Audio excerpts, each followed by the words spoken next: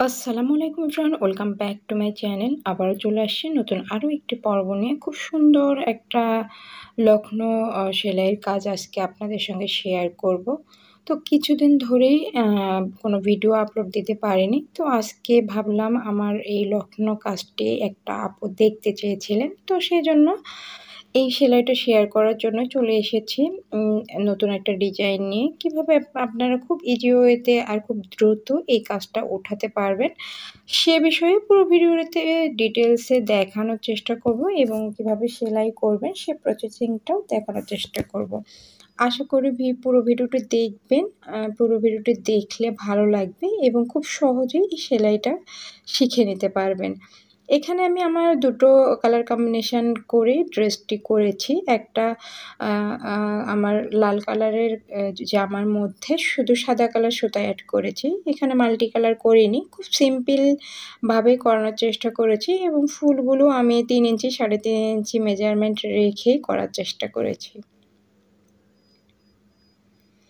তো এই লখনৌ সেলাইগুলো খুব ইজি এবং আপনারা খুব দ্রুতই এই কাজগুলো শেষ করতে পারবেন। অনেক তাড়াতাড়ি হয় এই সেলাইয়ের কাজটা। তো যারা পারেন তাদের কাছে তো ইজি মনে হবে, আর যারা নতুন তারা অবশ্যই চেষ্টা করবেন, তাহলে খুব নিজেরা সহজেই এই ড্রেসের কাজটা করে নিতে পারবেন। আর এই কাজগুলো খুব ভালো লাগে, একেবারে ইউনিক আড়ং প্যাটার্নের মতো।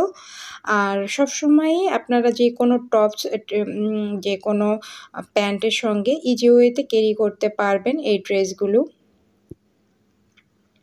এখানে আমি আমার কাপড় ইউজ করেছি বেক্সি ভয়েল আর সুতি লাচ্ছি সুতা। আপনারা সিম্পলভাবে এই সুতাগুলো দিয়েই কাজটা করে নিতে পারবেন। আর সুতা কেনার সময় অবশ্যই যেগুলো গ্লেজি সুতা সেগুলো নেওয়ার চেষ্টা করবেন, তাহলে আপনাদের সেলাইয়ের ফিনিশিংটা ভালো আসবে। এখানে হাতার মেজারমেন্ট আমি এক্সট্রা করে হাতার রেখেছি। এখানে ৬ ইঞ্চি পরিমাণে আমি এই ডিজাইনটা রেখেছি। আপনারা চাইলে আপনাদের ইচ্ছে অনুযায়ী ছোট বড় করে নিতে পারেন। এখানে বর্ডার লাইনগুলো আপনারা ২ পাশে ১ ইঞ্চি ১ ইঞ্চি করে ডিজাইনটা করে নেবেন এবং মিডিলে ৪ ইঞ্চি ৩ ইঞ্চি অথবা ৪.৫ ইঞ্চি এরকম রাখলেই আপনাদের এই ডিজাইনটা খুব সুন্দর একটা মেজারমেন্টে করতে পারবেন। আমি যেভাবে করেছি ঠিক সেম ডিজাইনই রাখতে হবে তেমন কোনো কথা নাই। আপনাদের যদি ভালো লাগে তাহলে এভাবে করতে পারেন। আর এই যে সুতাগুলো খুব আ আ স্মুথ, যেগুলো সিল্কি হয় সেগুলো নেওয়ার চেষ্টা করবেন। তাহলে আপনাদের কাজের ফিনিশিংটা ভালো আসবে। আর এখানে আপনার ১ গুণ অথবা ২ গুণ দিয়ে কাজটা করে নিতে পারবেন। আমি ২ গুণ সুতা দিয়ে আপনাদের সেলাইটা করে দেখাবো। খুব অল্প সেলাইয়ের দেখানোর চেষ্টা করেছি। তাহলে আপনারা দেখলে আইডিয়া পাবেন যে আসলে কিভাবে সেলাইটা করতে হয়।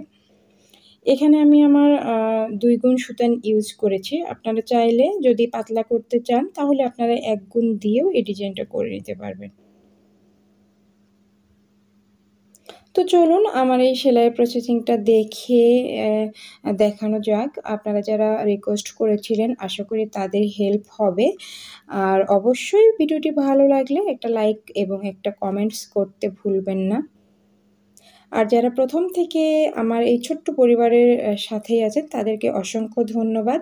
আপনাদের সাপোর্টের কারণে আসলে ধীরে, ধীরে পথ চলাটা সুন্দর হচ্ছে। আপনারা সাপোর্ট না করলে কখনোই পথ চলা সুন্দর হতো না।